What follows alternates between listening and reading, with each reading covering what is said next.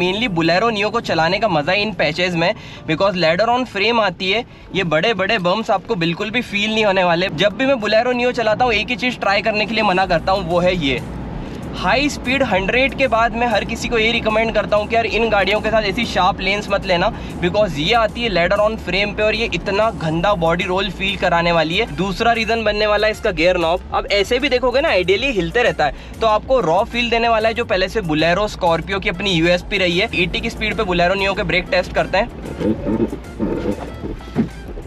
ये जैसा कि आपने सुना कुछ अजीब सा नॉइस ब्रेक पैड्स में से आ रहा था। ऑल न्यू यूनिट है, 500 किलोमीटर मैंने ही चलाई है। सेफ्टी पॉइंट ऑफ व्यू से इसे सिर्फ 1 स्टार सेफ्टी रेटिंग मिली है, बट आप ऐसे देखोगे तो गाड़ी की fit and finish build quality बढ़िया है, नो डाउट। बट यार जो भी सेफ्टी रेटिंग है सोच समझ के दी जाती है। जितनी हाई स्पीड जाते हो ना उतना ही स्टीयरिंग ये लाइट हो जाता है, और वो मैं कहीं ना कहीं मानता हूँ ये रिस्की है। बिकॉज आप ये देखो, जरा से मैं ना गाड़ी पूरा लेन मतलब हिल जाती है लिटरली।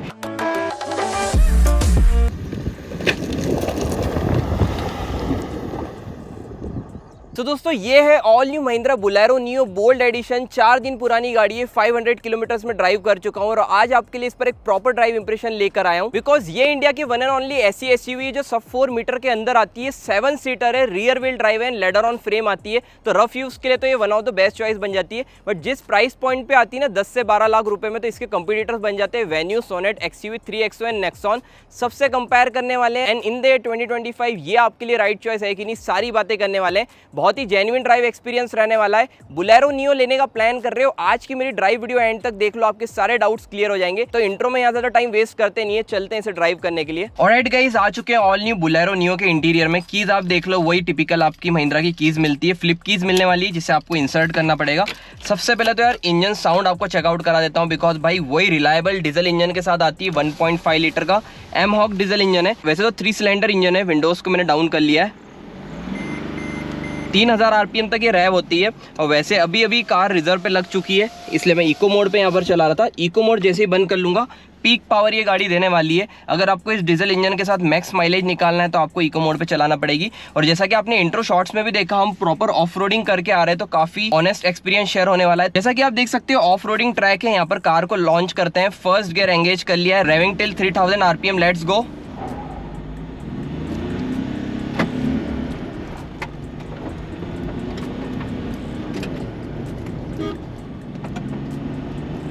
गाइस ऐसे टेरेंस जो है ना आपको बिल्कुल भी फील नहीं होने वाले। मेनली बुलेरो नियो को चलाने का मजा ही इन पैचेज में, बिकॉज लेडर ऑन फ्रेम आती है।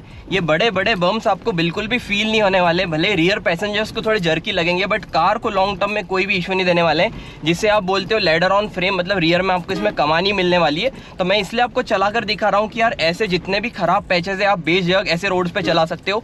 बाकी मेनली आ गए हाईवे पे, सारी बातें का इस डिटेल में करने वाले हैं। सबसे पहले इंजन स्पेक से स्टार्ट करते हैं। तो इसमें आपको मिलता है 1.5 लीटर का एमहॉक 3 सिलेंडर डीजल इंजन, जो कि 100 bhp की पावर 260 Nm का टॉर्क निकाल के देती है। रेड लाइन करोगे तो भाई पावर की कमी कहीं से कहीं तक महसूस नहीं होने वाली है। 80-100 इतने इजीली चले जाती है। जब भी मैं बुलेरो नियो चलाता हूँ एक ही चीज़ ट्राई करने के लिए मना करता हूँ, वो है ये हाई स्पीड 100 के बाद मैं हर किसी को ये रिकमेंड करता हूँ कि यार इन गाड़ियों के साथ ऐसी शार्प लेंस मत लेना, बिकॉज ये आती है लेडर ऑन फ्रेम पे और ये इतना गंदा बॉडी रोल फील कराने वाली है। वैसे इस गाड़ी के हम सारे प्रोज एंड कॉन्स डिटेल में डिस्कस करने वाले हैं, बिकॉज जैसा कि मैंने आपके साथ शेयर करा एक जेन्युइन रिव्यू रहने वाला है। स्टीयरिंग फीडबैक की बात करें तो मैं आपको एक ही चीज़ शेयर करना चाहूँगा।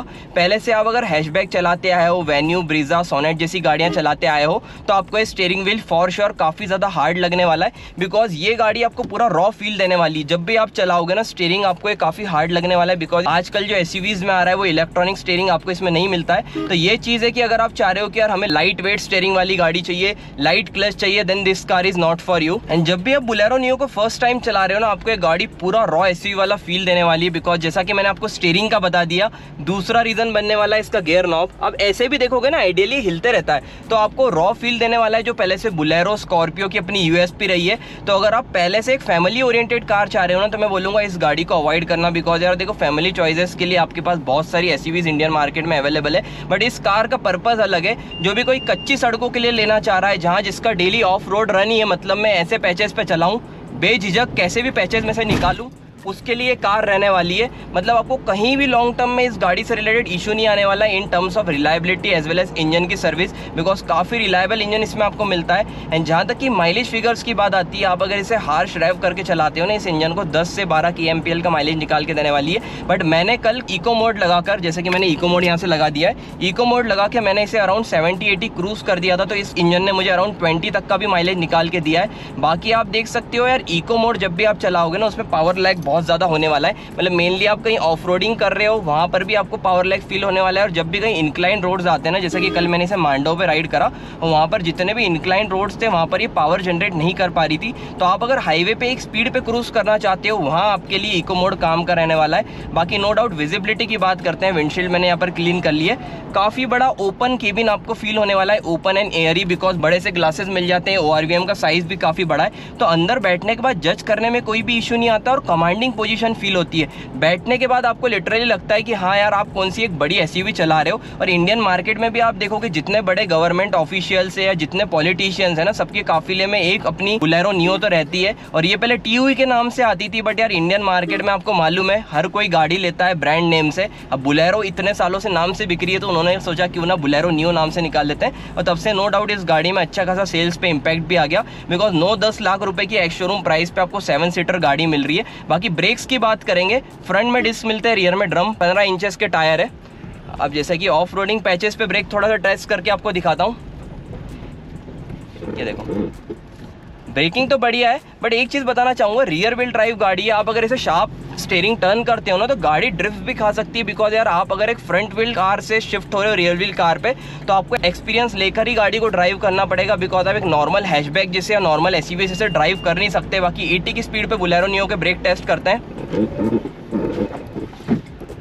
ये जैसा कि आपने सुना, कुछ अजीब सा नॉइस ब्रेक पैड्स में से आ रहा था। ऑल न्यू यूनिट है, 500 किलोमीटर मैंने ही चलाई है, बट कुछ इस टाइप की ब्रेकिंग रहने वाली है। सब 4 मीटर के अंदर आती है गाड़ी, तो क्या है ना, टर्न करने में आपको कोई भी इशू नहीं रहेगा। कम जगह पे आप इजीली टर्न कर सकते हो।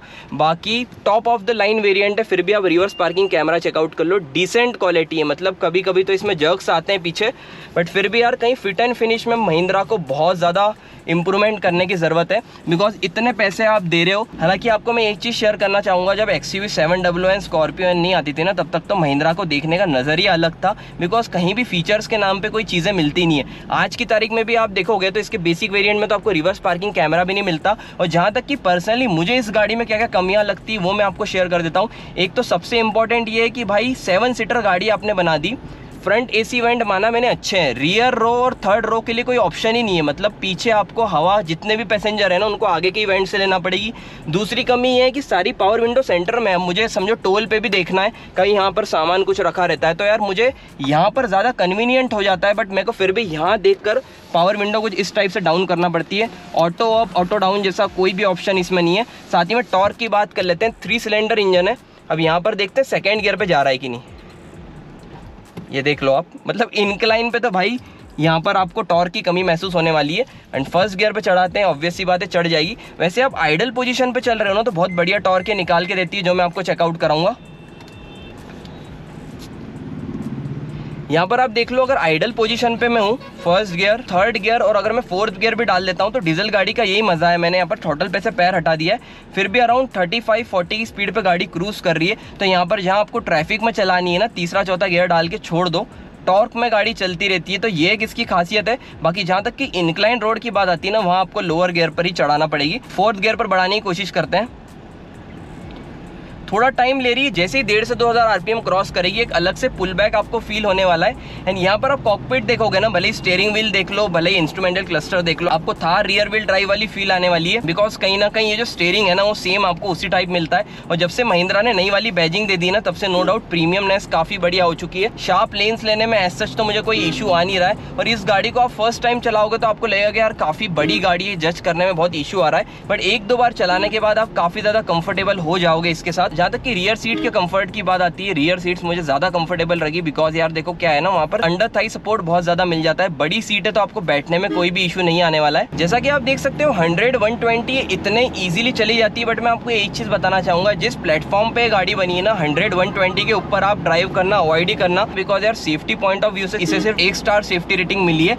बट आप ऐसे देखोगे तो गाड़ी की fit and finish build quality बढ़िया है, नो डाउट। बट यार जो भी सेफ्टी रेटिंग और सोच समझ के दी जाती है, तो कहीं ना कहीं आपको हाई स्पीड पे गाड़ी बहुत ज्यादा अनस्टेबल फील कराने वाली है। और जितनी हाई स्पीड जाते हो ना, उतना ही स्टीयरिंग लाइट हो जाता है, और वो मैं कहीं ना कहीं मानता हूँ रिस्की है। बिकॉज आप ये देखो, जरा से में ना गाड़ी पूरा लेन मतलब हिल जाती है लिटरली। और ये तो हालांकि हर एक लेडर ऑन फ्रेम गाड़ी का कैरेक्टर रहने वाला है, बट मैं आपको बताना चाह रहा हूँ। बाकी बहुत सारी चीज़ें मैंने आपके साथ शेयर कर दी, और ऑलरेडी मैं इस पर इतनी सारी ड्राइव वीडियोस बना चुका हूँ, तो यार मैंने सोचा सेम बातें करके कोई मतलब नहीं है, तो मैंने आपके साथ पूरा एक्सपीरियंस शेयर करा। अब मैंने कल 500 किलोमीटर चलाई गाड़ी, जितने भी अनइवन पैचेज आ रहे थे, ऐसे जितने भी ऑफ रोडिंग ट्रेल्स आ रहे थे, वहाँ पर गाड़ी को चलाने में नो डाउट बहुत ज़्यादा कॉन्फिडेंस फील हो रहा था। बहुत ज़्यादा बढ़िया गाड़ी चल रही थी, डीजल इंजन का अपना मज़ा था। बट मेनली मैं अपना वर्डिक्ट देना चाहूँगा, 13 लाख रुपए के अंदर अंदर आपको इसका टॉप एंड वेरिएंट मिल जाता है। तो यार किन व्यूअर्स को बोलेरो नियो लेना चाहिए, तो मैं आपको एक ही चीज़ बोलना चाहूँगा, पहले से कम बजट था, 15 लाख रुपए के अंदर इंडियन मार्केट में एक बड़ी बोल्ड दिखने वाली एसयूवी चाह रहे थे, जो आपको डीजल इंजन के साथ मिले। 7 सीटर आपकी प्रायोरिटी थी, रियर व्हील ड्राइव आपकी प्रायोरिटी थी, then this car is for you. एक चीज़ बताना चाहूँगा, आप इसका प्रेजेंस देखकर, अगर आप पहले से ब्रीजा लेने जा रहे थे, 3XO लेने जा रहे थे, वेन्यू सोनेट जैसी गाड़ियाँ लेने जा रहे थे, नेक्सॉन लेने जा रहे थे, और आप सोच रहे थे नहीं यार मुझे तो बड़ी दिखने वाली गाड़ी मिल रही है, फैमिली के लिए बढ़िया रहेगी, तो मैं आपको पहले ही बोल दूंगा, फैमिली पॉइंट ऑफ व्यू से आग बंद करके जाके ब्रीजा जैसी गाड़ियां ले लेना, नेक्सॉन ले लेना। फैमिली के लिए इसके साथ ट्रैवल करना थोड़ा रिस्की सीन हो सकता है, बट पहले से आपका ज़्यादा रफ यूज़ है, कच्ची सड़कों पे ज़्यादा चलना है, या रूरल एरियाज पे रहते हो जहाँ पर ज़्यादा ग्राउंड क्लियरेंस की ज़रूरत है, ज़्यादा रफ एंड टफ एसयूवी की ज़रूरत है, तो ये आपके लिए फिर one of the best choice रहने वाली है। बिकॉज महिंद्रा की दमदार बॉडी आपको मिल जाती है, रिलायबल एमहॉक 1.5 लीटर का इंजन है, और कहीं ना कहीं चलाने का इसका मज़ा भी है। और जैसा कि मैंने बताया, जहाँ तक कि बोलेरो नियो की बात आती है, Scorpio N as well as Thar या आप स्कॉर्पियो एन देख लो, सारी गाड़ियाँ महिंद्रा की आपको कहीं ना कहीं गवर्नमेंट ऑफिशियल्स के काफिले में देखने को मिलती है। तो इन गाड़ियों का फैन बेस नेक्स्ट लेवल है, कोई भी घूमता है तो आपको अलग नजरिए से ही देखा जाता है। ये पूरा सीन है इन गाड़ियों के पीछे। बाकी आज की क्विक ड्राइव वीडियो को एंड करते हैं। आई होप वीडियो में मजा आया होगा। यहाँ तक देखिए अच्छी लगी हो तो यार लाइक करना, चैनल को सब्सक्राइब कर लेना। सो मिलते हैं ऐसे इंटरेस्टिंग कॉन्टेंट के साथ।